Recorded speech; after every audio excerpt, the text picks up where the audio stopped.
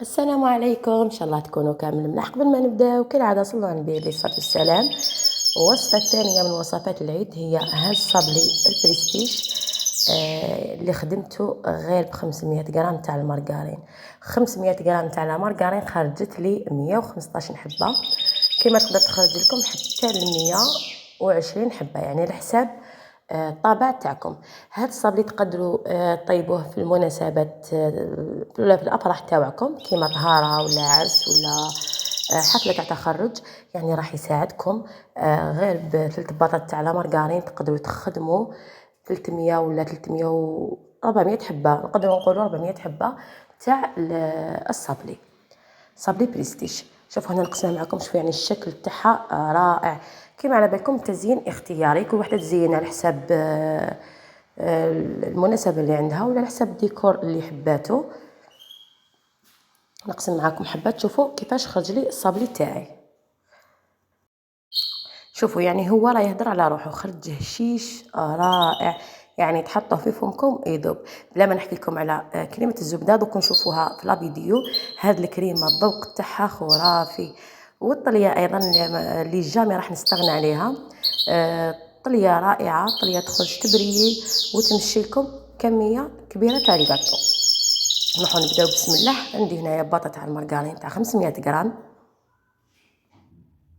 نديروها كامله. عندي ايضا نفس الباطه تاع المارغرين كيلو بها سكر كلاصي. نحتاجو كيلة تاع الزيت اللي كاينه بها نفس الباطه تاع المارغرين، كيلة ناقصه زوج صباطين. كما على بالنا الباطه تاع المارغرين ما تجيش معمره حتى للفم. عندنا 5 تاع البيض،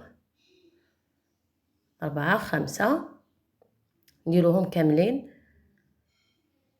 عندي ايضا ملعقه تاع الفانيلا، هذيك المتوسطه، ولا ما كاش هذيك المتوسطه ديروا زوج ملاعق تاع القهوه تاع لافاني. عندي قرصه تاع الملح. نبدا نخلط بالباتور حتى يبيض لنا الخليط كما راكم تشوفوا. عندي ايضا بنفس الباطه تاع المارغرين تاع 500 غرام كيلو مايزينا. نزيد نخلط بالباتور.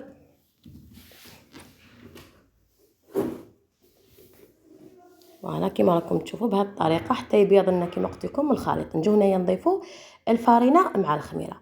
يعني الوصفه جد سهله، فيها بطاطا تاع المارغرين تاع 500 غرام، فيها بنفس البطاطا تاع المارغرين كيلو الزيت، كيلو السكر، وكيلو المايزينا، وخمسة تاع البيض، وعطر الفانيلا، واثنين خميره الحلويات. هنا ضفت 2 خميره الحلويات، وبديت نشف العجينه تاعي حتى نحصلوا العجينه طريه كيما راكم تشوفوا. نغطيوها ونخليوها ترتاح شويه. بعد ما ترتاح العجينه تاعنا نروحو نبداو نحلوها. هنايا استعملت هذا الساشي باش تساعدني. كيما على بالكم دائما كي نفتحوا الصابلي نستعملوا هذه الطريقه باش تساعدنا كي نحلوا الصابلي تاعنا، وكي نطبعوها وكي نرفدوها تجينا على حبه واحده. حنا نطبع بهذا الطابع، وانتم استعملوا الطابع اللي حبيتو، يعني كل وحده تستعمل الشكل اللي حبت ولا الشكل اللي رايحه تخدم به، اللي حبت تخدم به يعني، ولا الحجم تاع الصبل، عفوا الحجم تاع الصبلي اللي حبت تخرجها. اذا كان كبيره تستعمل مول كبير، ولا كان حبت صغيره تستعمل مول صغير. كما قلت لكم بدايه الفيديو يقدر يخرج لكم حتى 120 حبه. هنايا نروحو نخدموا. بعد ما درت الصبلي تاعي طيب، نروح نوجد الطليه تاعي اللي هي بيض. انا عندي بيض، حبه تاع البيض. كما قلت لكم هاد الطليه رائعه، انا ما نستغناش عليها، نستعملها دائما، وعجبتني ما يكونوش فيها الفقاعات وتجي الشكل تاعها يبريي. عندي هنا بيض، عندي المزهر، وعندي ملون ابيض كقاعده للطليه. لازم دائما تستعملوا ملون ابيض مع الاول، ومن بعد كي تحبوا تزيدوا اي لون تاع اللي حبيتوه تزيدوه. ومن بعد يعني كي نطولوا الطريقه تاعنا نطولها اللون الابيض، ومن بعد كي نستعملوا اللون اللي حبينا، اللون اللي حبينا يخرج لنا كيما حبينا، يعني يخرج لنا لون رائع. هنايا عندي شويه تاع القارص صفيته. نخلط كلش بالفوي بهذه الطريقه، ونبدا نضيف السكر تاعي.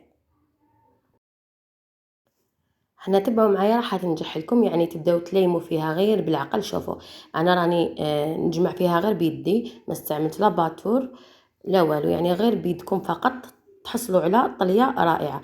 تعجنوها بهذه الطريقه يعني حتى تولي يابسه، تعجنوها مليح كيما نعجنوا العجينه.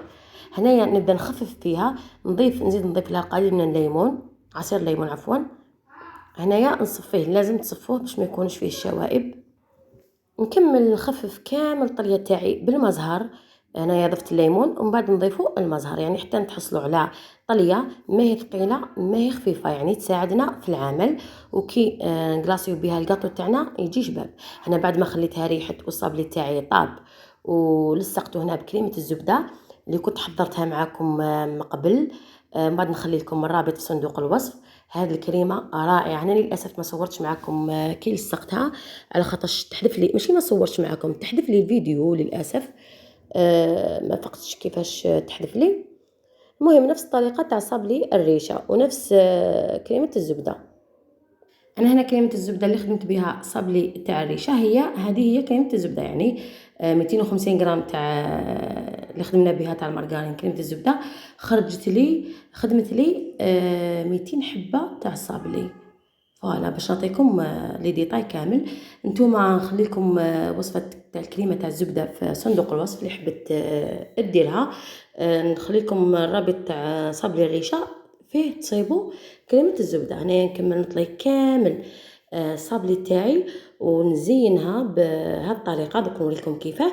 شد صفايه ندير فيها شويه كاكاو وغير بالعقل فقط، يعني نفضها غير بالعقل باش يعطينا هذاك الشكل الرائع، تجيك شغل مرشوشه. دونك نقرب لكم مليح وتشوفوها. فوالا هكذا شوفوا، غير بالعقل فقط، غير بالعقل باش تجي فقط مرشوشه بداك اللون البني اللي يعطيها نظره رائعه. كمل نزين صابلي تاعي. كملت هنايا زينتها بهاد الحبات، دوك الحبات تاع الهيدراجي، ونروحو نشوفوهم في طبق التقديم. ولا بيض نسيت واش يقولوا له، بيض ما على باليش هكذاك. هذه هي الصابلي تاعي بعد ما زينتها. بعد ما زينتها كامل ولصقت لها دوك الحبات تاع الكفرات. نروحوا نشوفوها في طبق التقديم كيفاش خرجت. في الاخير هذه هي الحلوه تاعنا كيما وريت لكم في بدايه الفيديو. ما بقى لي غير نقول لكم ما تنسونيش باللايك والاشتراك مع تفعيل الجرس، هكذا باش يوصلكم كل شيء جديد. والسلام عليكم ورحمه الله تعالى وبركاته.